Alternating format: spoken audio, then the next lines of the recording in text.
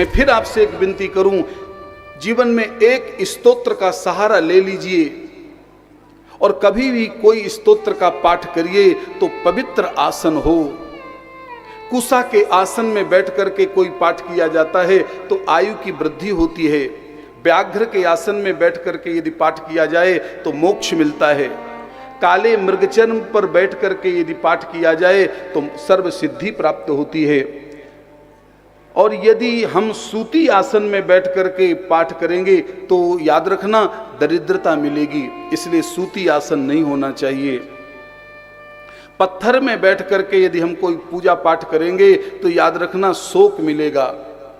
खाली बिना आसन के धरती पे बैठ के यदि हम पाठ करेंगे, बिना आसन के हम पाठ करेंगे तो हमारे जीवन में हमें व्याधि मिलेगी। लकड़ी के आसन में बैठ करके यदि हम पाठ करेंगे तो व्यर्थ चिंता मिलेगी।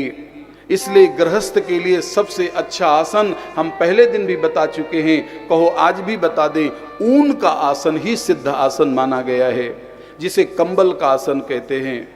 हम गृहस्थों के लिए कंबल ही उचित है, कंबल में ही बैठ करके हम पाठ कर सकते हैं। देवराज इंद्र नारायण कवच से आच्छादित हो गए, लेकिन ये विश्वरूप कौन हैं? मैं एक बार फिर आपसे पूछूं, ये विश्वरूप दैत्यों के भांजे हैं।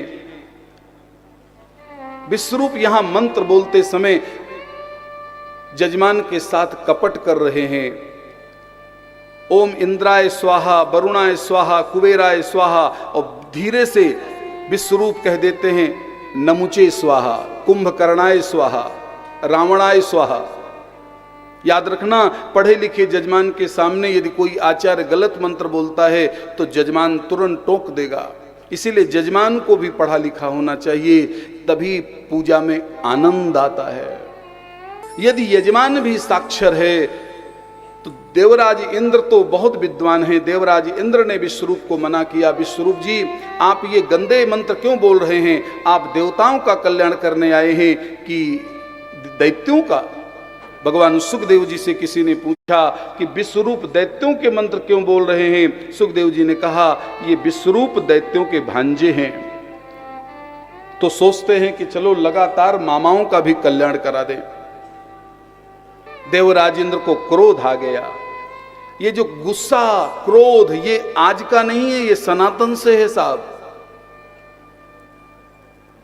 मुझे तो कभी कभी ये भागवत पढ़ करके ऐसा लगता है आज का क्रोध कम है, पहले क्रोधी ज्यादा थे।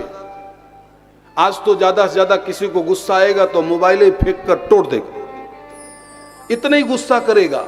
हो सकता है टेलीविजन तोड़ दे, लेकिन ऐसा क्रोध देखो जरा, भागवत खोलो। देवराजेंद्र को क्रोध आया तो जो पंडित जी हवन करा रहे थे उन पंडित जी की गर्दनें काट डाली।